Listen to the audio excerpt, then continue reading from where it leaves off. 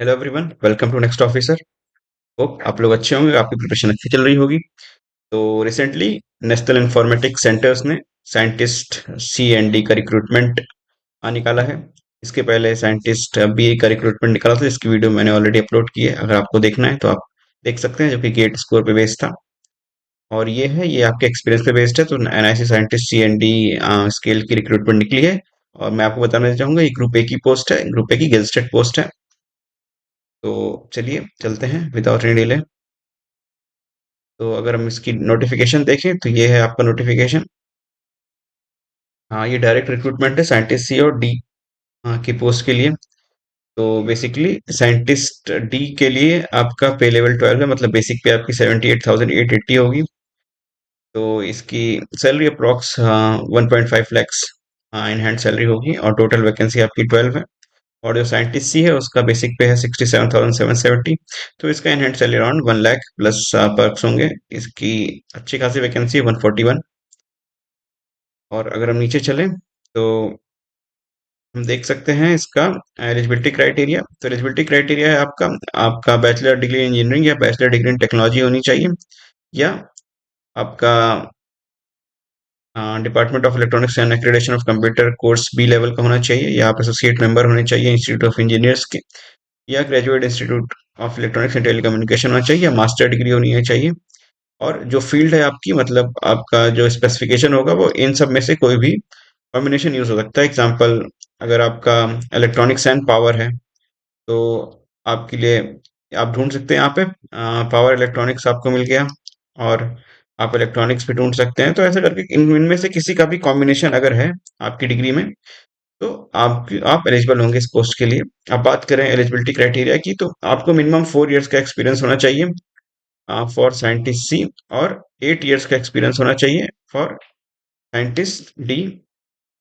और इसकी एक सबसे अजीब बात यह है कि जो कट ऑफ डेट है, और हाँ, खास बात यह है कि आपका अगर पीएचडी है तो आपको इसमें प्रेफरेंस मिलेगा। और इसमें खास बात यह है कि जो आपकी एज लिमिट की कट ऑफ या आपकी क्वालिफिकेशन की कट ऑफ है, वो 21 नवंबर 2022 है। क्योंकि एक एक केस चल रहा है, उस पे इसके आउटकम आउटकम डिपेंड करते हैं, रिक्रूटमेंट डिपेंड करती है। इसलिए जो एलिजिबिलिटी कट ऑफ या एक्सपीरियंस का कट ऑफ डेट है, वो 21 नवंबर 2022 है। तो ये थोड़ी स्ट्रेंज बात है, इसको आपको ध्यान में रखना चाहिए। उसके बाद आप इसको एप्लीकेशन का लिंक आपको इस वीडियो की डिस्क्रिप्शन में मिल जाएगा। और फीस आपकी 800 रहने वाली है। और फिर स्क्रीनिंग टेस्ट, इसका जो 3 टीयर का एग्जाम है, पहला है आपका स्क्रीनिंग टेस्ट, दूसरा है आपका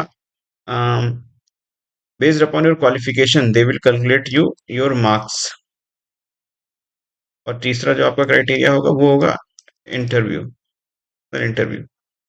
तो स्क्रीनिंग टेस्ट आपका आप देख सकते हैं टोटल 150 क्वेश्चंस हो गए यहाँ पे, एमसीक्यू बेस्ड क्वेश्चन होंगे। और फिर आपका जो स्क्रीनिंग टेस्ट है वो सिर्फ क्वालिफाइंग नेचर का होगा, जो कि यहाँ क्लियरली मेंशन्ड है। स्क्रीनिंग टेस्ट आपका सिर्फ क्वालिफाइंग नेचर का होगा। और उसके बाद फिर एक मेरिट लिस्ट प्रिपेयर की जाएगी बेस्ड ऑन मार्क्स ऑब्टेन्ड। तो आपका जो मेरिट लिस्ट होगा वो पर्सनल इंटरव्यू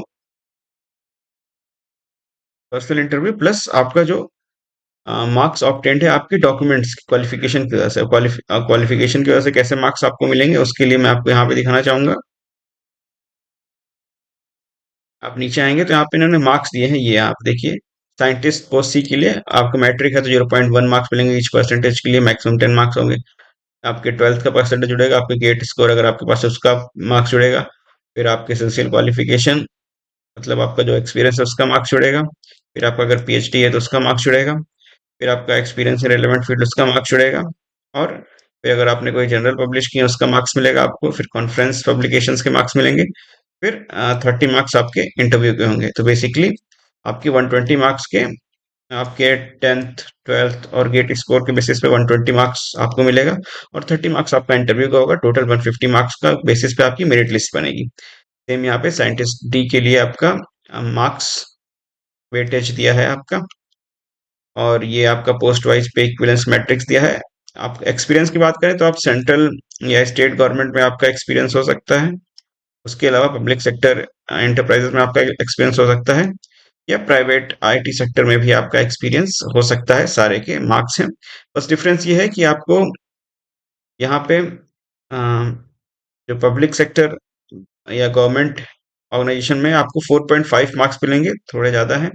लेकिन अगर प्राइवेट सेक्टर में है आप आपको 3 मार्क्स मिलेंगे पर ईयर एक्सपीरियंस के लिए। ये डिफरेंस है। तो ये सारी टर्म्स एंड कंडीशन दी है जिसको आप देख सकते हैं। तो बेसिकली एक अच्छी अपॉर्चुनिटी है फॉर एक्सपीरियंस्ड एसोसिएट एंड जिनको 4 या 8 साल का एक्सपीरियंस है। और पोस्टिंग लोकेशन यहाँ पे इनका हेडक्वार्टर दिल्ली है, तो आपको दिल्ली मिल सकती है, या आपको आपके स्टेट के हेड ऑफिस, स्टेट का हेडक्वार्टर है, या आपको डिस्ट्रिक्ट में भी इसकी पोस्टिंग मिल सकती है। क्योंकि जो डिस्ट्रिक्ट इंफॉर्मेटिक्स ऑफिसर होते हैं, डीआईओ, वो सारे इन्हीं इन्हीं लेवल से जाते हैं, एनआईसी के ही होते हैं। तो जिले में एक डीआईओ होता है, तो वो साइंटिस्ट भी या सीई होता है। तो आपको डिस्ट्रिक्ट में भी पोस्टिंग मिल सकती है, state head office, state headquarter, या दिल्ली में आपकी पोस्टिंग हो सकती है। और ये बहुत अच्छी जॉब है, बहुत डिसेंट सैलरी है, और ग्रेड ए की गेजेटेड ऑफिसर पोजीशन है। तो अगर आप एलिजिबल हैं इसके लिए तो आप जरूर से अप्लाई कीजिए। लेकिन एक बात ध्यान में रखिए, हाँ, एक और इम्पोर्टेंट बात है कि अगर आप पोस्ट ग्रेजुएट हैं तो आपको 2 साल का रिलैक्सेशन मिलेगा एक्सपीरियंस में।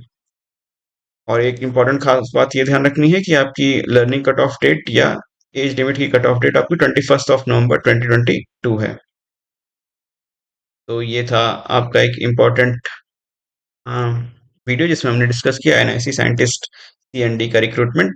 तो अगर आपको ऐसी लेटेस्ट अपडेट चाहिए regarding to IT hiring in government sector, तो प्लीज़ इस चैनल को सब्सक्राइब करके रखिए, क्योंकि इसमें मैं बैंक रेगुलेटरी बॉडीज और जितनी भी अदर गवर्नमेंट एजेंसीज में आईटी रिलेटेड हायरिंग होती है उससे रिलेटेड वीडियो में लाता हूँ और आपको अपडेट करता हूँ। So hope to see you next video. Thank you.